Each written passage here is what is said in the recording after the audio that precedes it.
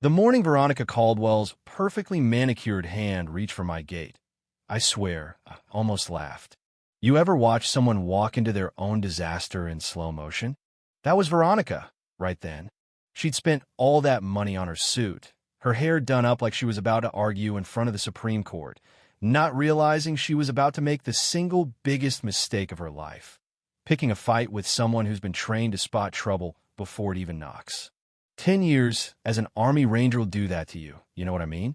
And everything in me, every gut instinct that kept me breathing on 3 deployments, was screaming, this lady isn't here about paint colors or the length of my grass. No, she wanted a war, and she just picked the wrong gate. Behind me that morning was 120 acres of Montana range, the land my grandfather bled for, the same land that took in 15 combat vets like me. Guys just trying to piece themselves together out where the wind still smells like freedom. My grandfather, Thomas Merritt, was a World War II vet who bought this stretch of wild with his discharge pay, turned it into something worth fighting for. I still hear him, sometimes, especially that day, his words floating up from the fresh dirt at his grave. Dawson, don't ever let anyone take it from you. At the time, I thought he was just being dramatic, maybe a little paranoid. Turns out, the old man knew exactly how the world works. 3 years back, I inherited the place after my folks were gone. I'd come home from Afghanistan, Purple Heart in hand, medical discharge, and nightmares that didn't care about time zones.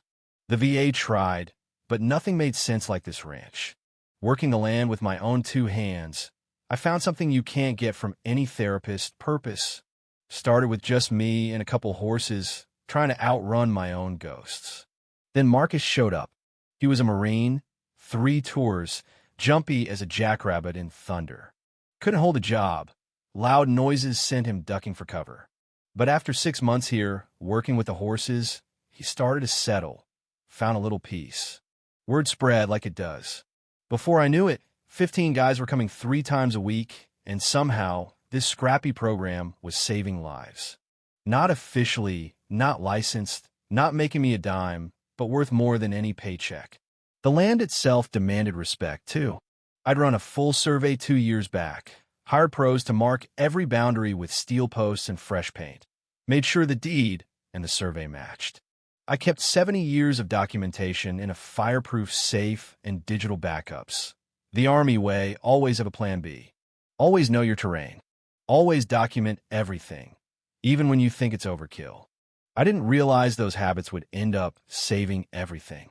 The trouble started the way trouble always does, small. 5 years ago, east of me was just empty range. Then the developers rolled in, built a little utopia they called Meadowbrook, planned community, cookie-cutter houses, quarter-acre lots. At first, it didn't bother me. I figured, hey, that's their business, let them have their lawns and white fences. But then the HOA formed. You can probably guess who put herself in charge: Veronica Caldwell. Right away, I got a letter inviting me to join. Fancy letterhead, real official. I tossed it. Not my development, not my rules. 6 months ago, I noticed cars parking outside my gate. People snapping pictures of my horses, my barn, my house. So I put up cameras, 6 of them, covering every approach. Not paranoia, just habit. I logged every odd car, every face I didn't know. Marcus called me paranoid, but you learn to trust your gut. 3 months before Veronica showed up, the letters started, violations they called them. Fence too high, gate the wrong color, grass too long. Each one I filed away, documented the date, made sure I could prove it all. My land wasn't in their jurisdiction. County maps confirmed it. But the letters got nastier. My old pickup was an eyesore. Horses were disturbing the peace. I kept quiet, but the pressure built, and so did my evidence. One car kept coming back, black BMW, always slowing down. Ran the plates with a buddy's help. Surprise. Registered to Veronica Caldwell. So when her car finally rolled up one morning, I was ready. Sun just coming up, air crisp, horses shuffling in the barn. I grabbed my phone, hit record, and walked out.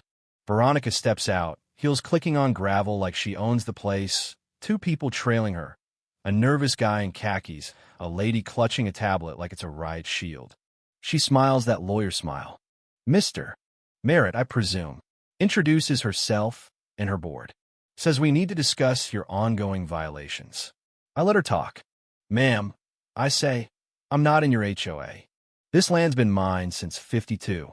Your rules don't reach this far. Her eyes flicker. Not surprised, just annoyed I'm not rolling over.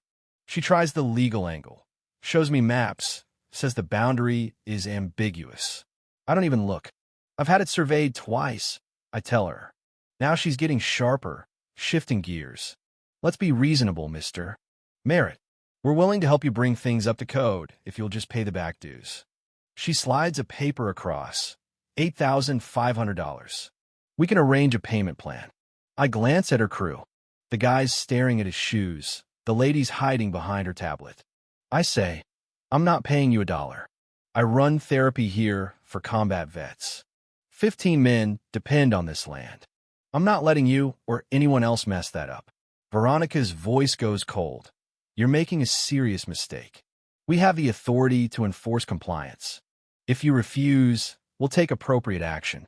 The way she says appropriate, like she's used to getting her way. I tell them to leave. They drive off, but not before Veronica scans my property like she's memorizing every inch. As soon as they're gone, I back up the footage, make copies, and finally call Holden Ramsey, my lawyer, family friend, sharp as a tack. He shows up, goes through everything, letters, logs, photos. When he's done, he's got this look, Dawson, you need to be careful. I checked on Veronica. She was disbarred for ethics violations and fraud. She's ruthless, and she knows how far she can push. Just what I wanted to hear, right? Next couple weeks, the letters keep coming. Now the fines are up to $15,000. Fire hazard, unlicensed commercial operation, you name it. Marcus catches the tension. They're going to try to take this place, he tells me. He's right. Then, one rainy Tuesday, I get a motion alert at the gate. 2 guys, bolt cutters in hand, cut my lock and plant HOA property signs. Real professional, no masks, faces clear on camera. Trucks registered to a company tied to Veronica. I file a police report, but the deputy just shrugs. Looks like a civil matter. I keep my cool, but I'm boiling inside. A week later, the real bomb drops, letter from the county. The HOA's filed paperwork claiming 15 acres of my pasture as common area. The attached survey? Fake. Signature? Not mine. That was the last straw. I march down to the county clerks, show them the real documents. The clerk's eyes go wide. Mr. Merritt, this is clearly fraudulent. She halts everything, refers it to the county attorney. I drive straight to Holden, spread the papers on his desk. He studies them, then tells me she's committed multiple felonies, forgery, fraud. But this looks bigger. This land's prime for development. I'll bet she's already promised it to someone. That night, I'm in my grandfather's office, thinking of the men who count on this place.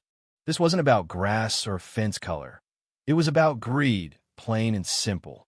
Holden and I start building a war chest, binders full of property records, 6 months of camera footage, financial trails. Turns out the HOA's got nearly $500,000 in dues every year, but $200,000 is going to legal fees and land acquisition, to law firms that don't even exist. That's embezzlement. And then, out of nowhere, I get an email, anonymous, but it's the nervous guy from Veronica's crew.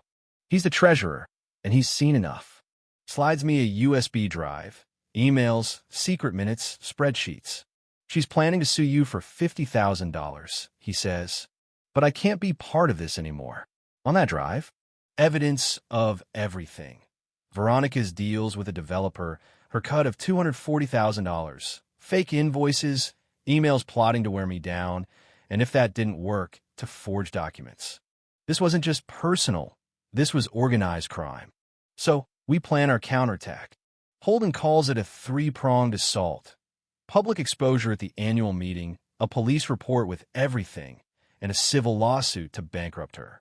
The treasurer resigns, drops a letter to the community that sends them buzzing. Veronica fights back, paints me as the villain, ramps up the lies on social media, calls me a danger, says I'm exploiting veterans. Holden tells me to stay quiet, let her dig her own grave. The night before the meeting, I can't sleep. Walk the land, thinking of my grandfather, the vets, what it means to fight for something real. I get to the community center early. Veronica's in her element. Perfect suit, perfect smile. She makes her case, painting me as the problem. When it's my turn, I ask for 15 minutes. I show my deed, the 1952 survey, photos of the therapy program, the break-in footage, the forged documents. The room is dead silent. Then I lay out the emails, the developer plans, the stolen HOA funds. The attorney resigns on the spot. Veronica, for the first time, is speechless. 48 hours later, she's arrested on camera. Forgery, fraud, conspiracy, the works. The detective tells me my evidence was the best he's seen in 20 years. The HOA brings in a forensic auditor. Turns out, Veronica stole $320,000. The community is furious, half of them apologizing for ever doubting me. The board votes to dissolve the HOA, 78% in favor. Turns out, you don't need an HOA to have a community. Veronica refuses a plea deal, thinking she'll walk. The trial is a circus, me, the treasurer, former victims, all testifying. The jury convicts her on every count. 4 years in state prison, 5 years probation, $150,000 in fines, and restitution to every victim, including me. I take the money, start a scholarship for other veterans to learn equine therapy. Feels like the right kind of full circle. A year later, I'm standing by my gate at sunrise, the same spot where it all began. The ranch is thriving. 22 vets in the program now, a second arena, community volunteers fixing up the barn.